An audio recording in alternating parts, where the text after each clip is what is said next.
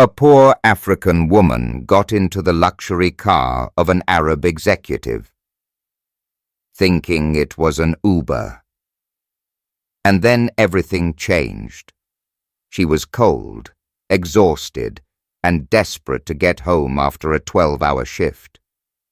Her phone had died, and the street was nearly empty. So when a sleek black luxury car stopped beside her and the back door swung open, she didn't hesitate. She got in, thinking it was her Uber. But when the driver didn't speak, and the man in the back seat turned to face her, wearing a perfectly tailored suit and a look of surprise, everything stopped. He wasn't her Uber. He was the CEO of one of the most powerful companies in the country.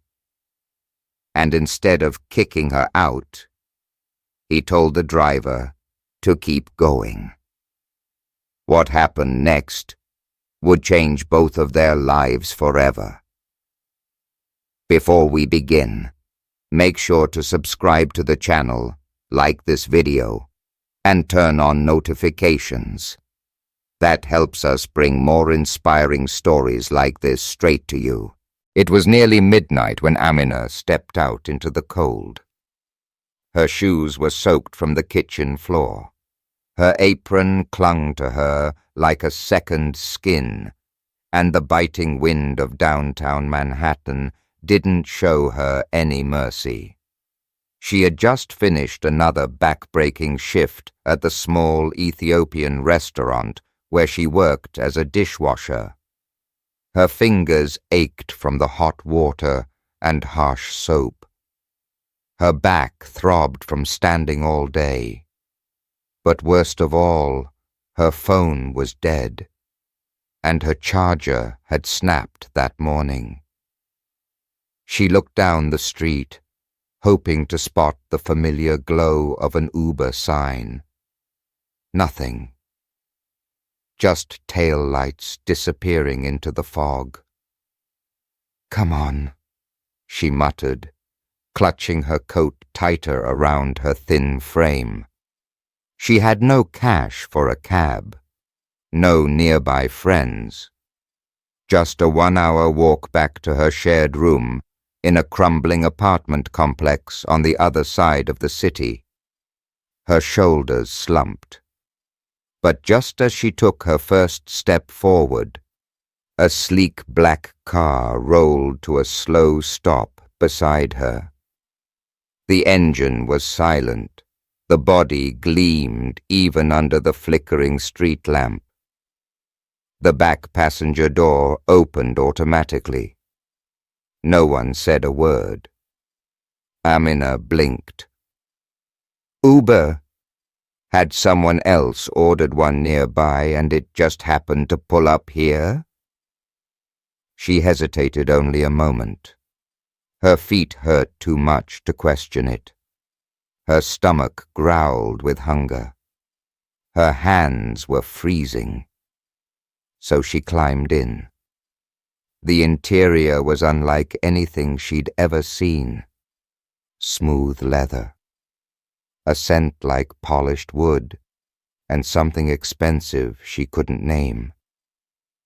She didn't look to her side, just stared forward, grateful for the warmth, whispering a soft, "Thank you." Then she heard a voice, deep, confused, slightly amused.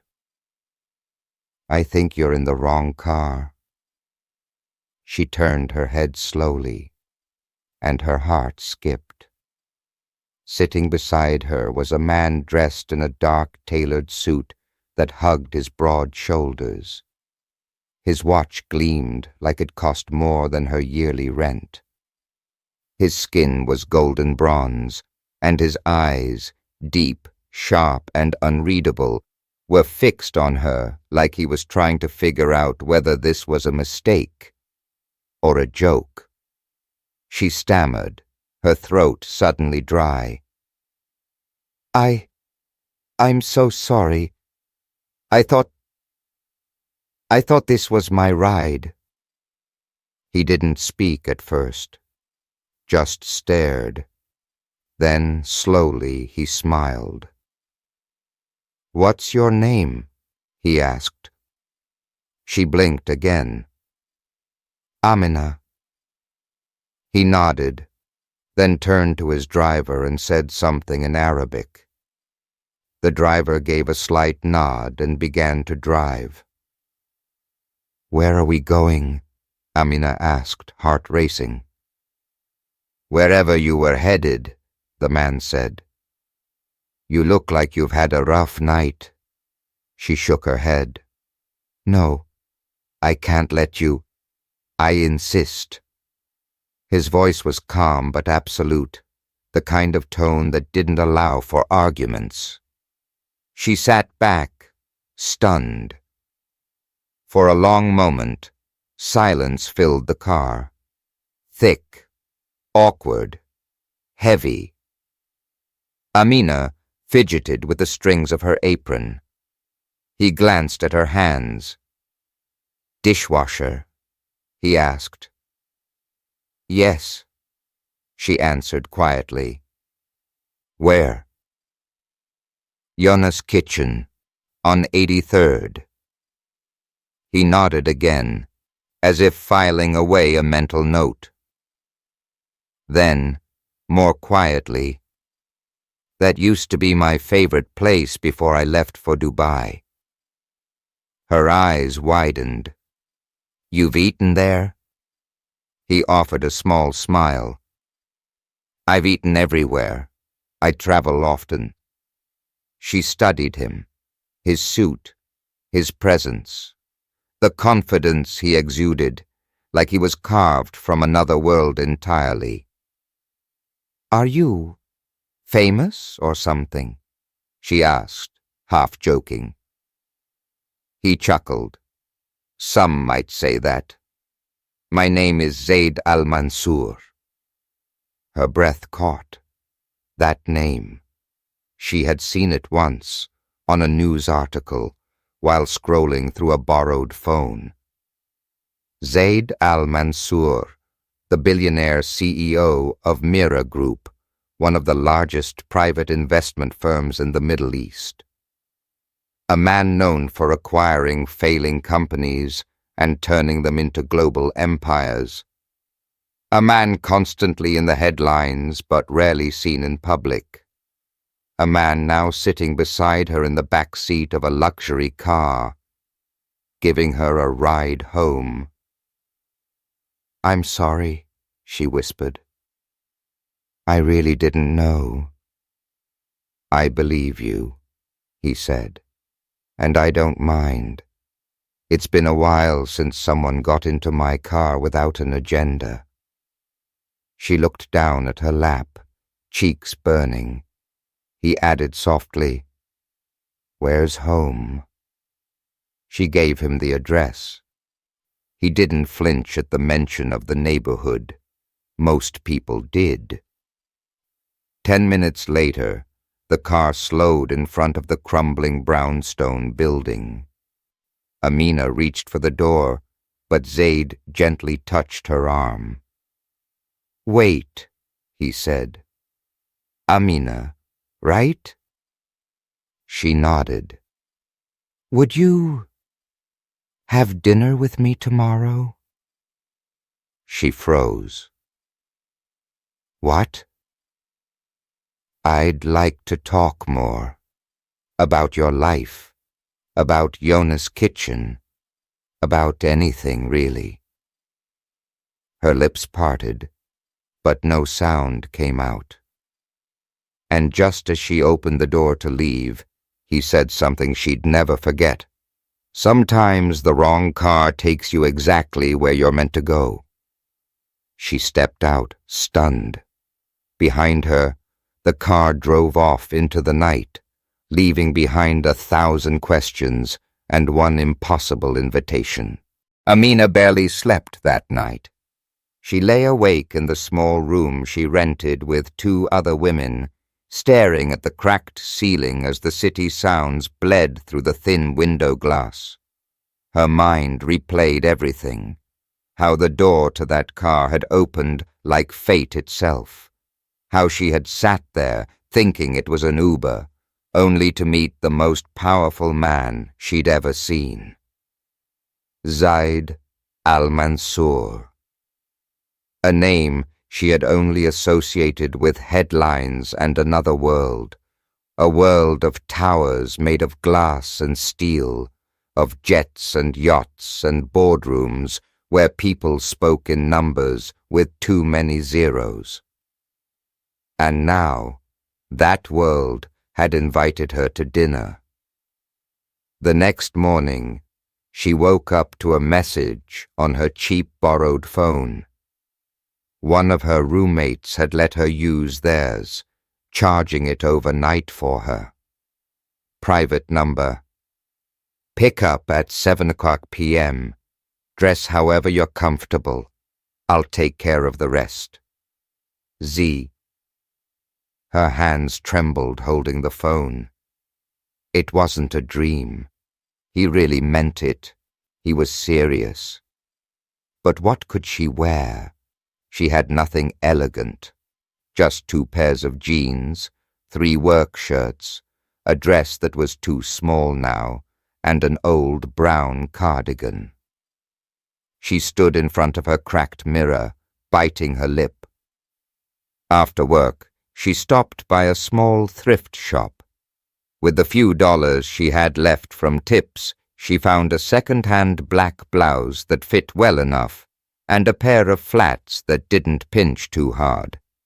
She tied her hair back into a neat low bun, added a touch of Vaseline to her lips for shine, and tried not to look too hard at the frayed edge of her sleeves.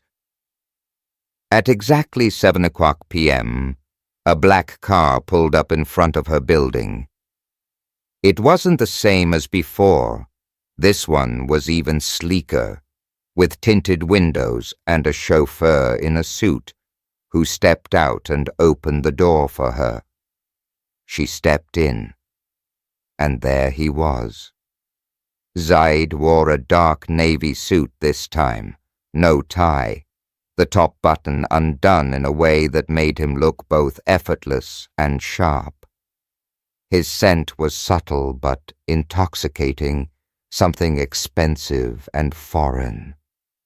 "You look lovely," he said, his gaze warm and sincere. She blushed. "Thank you. I wasn't sure what to wear." "You wore yourself," he said. "That's all I asked." They drove in silence for a while, but it wasn't uncomfortable. It was the kind of silence that held weight, like neither of them wanted to break the spell too quickly. When they arrived, Amina's eyes widened. The restaurant was perched at the top of a skyscraper overlooking the city, its glass walls revealing glittering lights in every direction. Inside, everything shimmered, gold accents, marble floors, hushed music, played by a live pianist. "I don't belong here," she whispered. Zaid leaned in slightly. "You belong wherever you choose to stand." They were led to a private table by the window. The waiter greeted Zaid with a slight bow and handed them menus that had no prices listed. Amina stared at the menu, the words in French and English, half of which she didn't even recognize. She looked up nervously. "I don't know what any of this is." "Then let me order for you," he said, smiling. He spoke softly to the waiter in French, then turned back to her. "I hope you're hungry," he said. "I'm starving," she admitted, laughing a little. They talked over dinner. At first, it was simple. Her job, how she came to America from Dakar, Senegal, 3 years ago, how she worked 3 shifts just to stay afloat. He listened intently. No phone, no distractions, just his full attention on her, like her words mattered more than anything in the world. Then she asked, "Why me?" Zaid paused. "Because you got in my car," he said. "But you could have kicked me out." "I didn't want to," he said. "You were honest, unfiltered, real. I don't get that anymore. Everyone wants something from me. But you just needed a ride. And now I want to give you more than that." Her breath caught. "What do you mean?" He leaned forward, voice low. "I want to offer you something, not charity, a chance, a job, a different life." She stared at him, stunned. But before she could answer, a voice called out across the restaurant, "Zaid." A tall woman approached the table, elegant, sharp-featured, dressed in a designer gown. Her heels clicked like threats on marble. The warmth in Zaid's eyes dimmed. The woman's eyes moved from him to Amina, and her smile turned cold. "Well," she said, "this must be a surprise." Amina felt the air shift, and just like that, the dream evening began to unravel. The woman stood beside their table, like she owned the air around her. Her long black dress shimmered like ink under moonlight, and her jewelry, diamonds unmistakable, flashed with every tiny movement. Her lips curled into a smile, but it was the kind of smile that felt more like a warning. Zaid rose to his feet with slow, deliberate control. "Dahlia," he said coolly, "didn't expect to see you here." "I can tell," she replied, her gaze sliding over to Amina, who was now sitting impossibly still, her hands tightening around her napkin beneath the table. "And I must say, I wasn't expecting this." Zaid's jaw clenched ever so slightly. "We're having dinner, Dahlia. Please don't make a scene." Dahlia let out a soft laugh, almost amused. "Me? A scene? Come on, Zaid, I'm just surprised. You, of all people, dining in public with someone who—" She paused, then cocked her head. "Doesn't come from our world." Amina looked down. The shame crept in before she could stop it. Her blouse suddenly felt too cheap, her shoes too loud, her accent too foreign. But before she could say a word or make an excuse to leave, Zaid spoke. "Sit down, Amina," he said gently, never taking his eyes off Dahlia. It wasn't a suggestion. It was protection. Amina obeyed, trying to push down the whirlwind of emotions that rose in her chest. Zaid turned back to Dahlia. "This isn't your business." "Oh, but you made it mine," Dahlia said, still smiling. "The board is going to love this, you know. The perfect CEO, the man with the flawless image, caught with a dishwasher from Queens."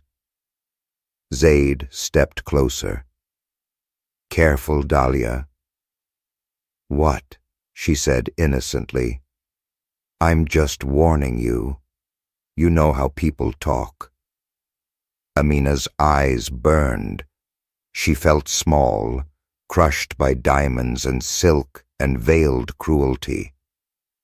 But what she didn't expect came next. Zaid turned fully to face her. "Amina, may I tell her who you remind me of?" She blinked. "What?" "My mother," he said, voice steady.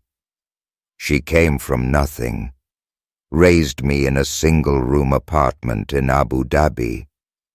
She used to work until her hands bled and still made sure I had everything I needed. She was stronger than anyone I've ever known." His eyes flicked back to Dahlia. "And unlike some people, she never had to step on others to feel tall." Dahlia's lips twitched. "So this is sentimental now?" "This," he said, "is real." There was a pause, thick, cold. Then Dahlia straightened, her expression tightening like a thread pulled too far. "Fine. I hope your fairy tale ends better than most, but don't say I didn't warn you when the investors start whispering." She turned on her heel and walked away, her heels echoing through the restaurant like gunshots. Silence settled at the table. Amina finally whispered, "Was she right?" Zaid sat back down, his expression softening. "About what?" "About me. That I don't belong in your world." Zaid leaned forward, resting his hands on the table between them. "Let me tell you something about my world," he said. "It's filled with liars, climbers, and people who would sell their own name for attention. And then there's you." He paused. "You got into my car by mistake, didn't ask for anything, and apologized when you thought you'd inconvenienced me. You didn't pitch me an idea, beg for a job, or pretend to be someone you're not. That kind of honesty is rare. That kind of heart is priceless." Her eyes welled with tears, but she blinked them away. He reached into his jacket and pulled out a small black envelope. He slid it across the table toward her. "What's this?" she asked. "A formal invitation," he said. "To a private business event in Dubai. You'll be my guest." Amina's breath hitched. "Dubai?" He smiled. "If we're going to have dinner again, I think you deserve to see where I come from." She hesitated. "Zaid, I have nothing. No passport, no money, no clothes." "I said I'd take care of everything," he said. "All you have to do is say yes." She looked down at the envelope, and as her fingers touched it, she knew that her life, her entire life, was standing at a crossroads. But what she didn't know was that across the globe, someone else had already seen the headlines about Zaid's dinner in Manhattan, and they were planning to make sure this Cinderella story never reached its happily ever after. 3 days later, Amina stood in the VIP terminal of JFK Airport, clutching a small designer carry-on she still didn't believe was hers. The clothes inside had been chosen for her by a stylist. Someone Zaid had sent to her apartment 2 days earlier, along with a soft-spoken assistant named Layla, who had helped Amina navigate passport applications, international paperwork, and even how to carry herself in front of cameras. It all felt surreal, like walking into someone else's life. She kept asking herself the same question: why me? Outside the private lounge window, the jet waited, sleek, silver, with a logo she couldn't read but recognized from magazine covers. Everything moved too quickly, yet Zaid had been calm through it all. A single call from him had cleared immigration, scheduled emergency passport processing, and opened doors she didn't even know existed. Now she was about to board a plane to Dubai as the guest of one of the most powerful Arab men alive. "Still nervous?" Zaid asked gently, stepping beside her with 2 coffees in hand. She turned and smiled shyly. "Does it show that much?" "A little," he admitted, handing her the cup. "But you're doing great." She took it, grateful for the warmth. "I've never flown before, not even once." Zaid's eyebrows rose. "Never?" "No," she said. "Boats, buses, even a truck once. But never this." He smiled. "Well, you're starting with the best." As they walked toward the jet, a driver rushed ahead to open the door. Inside the cabin was a floating world of elegance, white leather seats, soft golden light, and the scent of sandalwood and rose. Amina's mouth parted slightly in awe. "This is beyond anything I ever imagined." Zaid gestured for her to sit across from him. "Then imagine more." Once in the air, she finally relaxed, sipping water from a crystal glass as the world faded beneath the clouds. Zaid talked to her like an equal, no condescension, no veiled arrogance. He asked about her childhood, her dreams, her favorite foods, even her opinion on art. Amina found herself laughing, sharing stories she hadn't told in years. For the first time in her life, someone saw her. Not just her struggle, not just her status, but the person beneath it all. And then, just as she felt herself drifting into that illusion of peace, Zaid's phone buzzed. His face darkened. "What is it?" she asked, instantly sensing the shift. He hesitated, then turned the screen toward her. It was an article, a glossy celebrity gossip page. "Mysterious woman on Zaid al-Mansour's arm. Sources say she's a poor immigrant. Is this his next wife, or a PR stunt?" Amina's stomach dropped. Below the headline were photos, her getting into his car in Manhattan, the 2 of them at dinner, and one grainy image of her stepping out of her apartment in her work clothes. "They followed me," she whispered. They found out who I am."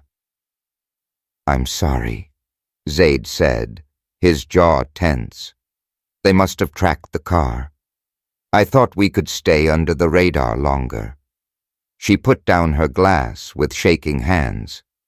"This is bad, Zaid. People will think I'm just using you." "Let them think," he replied firmly. "You and I know the truth."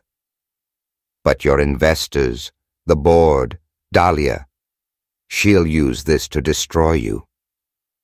Zaid sat back, his fingers pressed to his temple.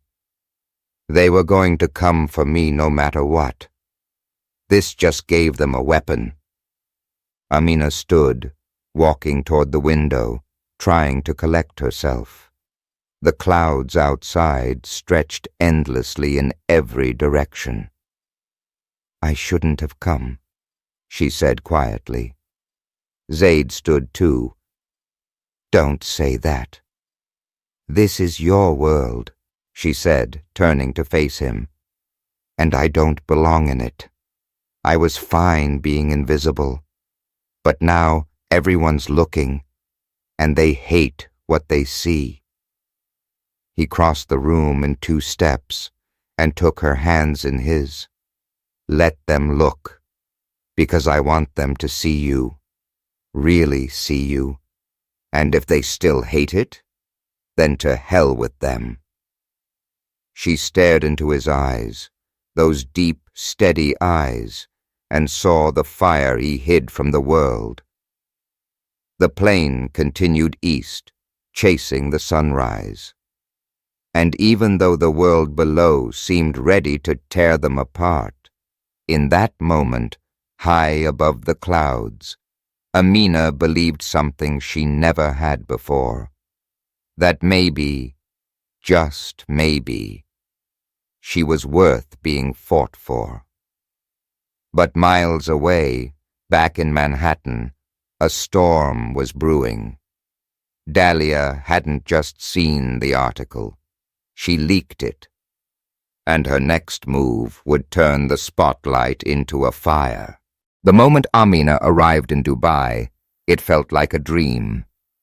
But the dream turned quickly. Photos of her exploded online. Headlines called her a climber, an intruder, a threat to Zaid al-Mansour's empire. The source. Dahlia. Zaid tried to shield her, but his world was a battlefield dressed in silk and diamonds. Still, Amina didn't back down. She looked him in the eyes and said, "If you want me here, I'll stay. If not, I'll disappear." And he simply replied, "You're the only real thing in this world of lies." Dahlia walked into his office like she still owned the building.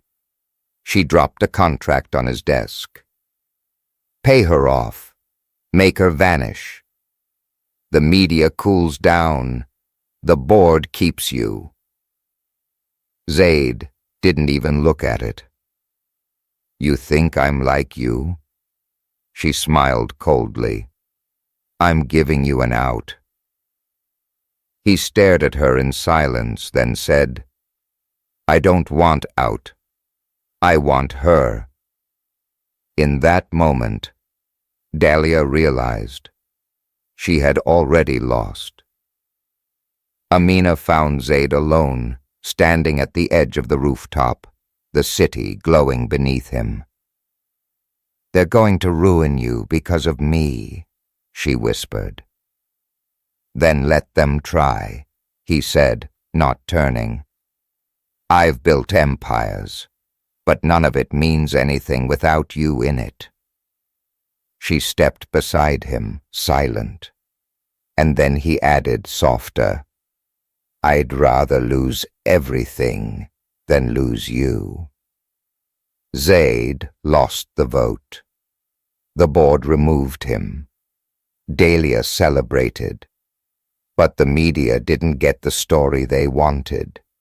Instead of hiding, Zaid stood beside Amina and told the world, "Love is not a scandal." Investors pulled out, but donations poured in. For her story, for her courage. What they tried to use to destroy him only made them stronger. 1 year later, Zaid and Amina stood in front of the first kitchen they opened together in Dakar, her hometown. Behind them, a banner read, "The Al Mansour Foundation for Women and Families." He didn't wear suits anymore. She didn't wash dishes anymore. But they never forgot who they were, because they built something greater than a company. They built a purpose, together. Sometimes the wrong car leads you to the right life. If this story moved you, don't forget to subscribe to the channel, leave a like, and share it with someone who believes in love, courage, and second chances. Because in a world built on power, nothing is stronger than the heart.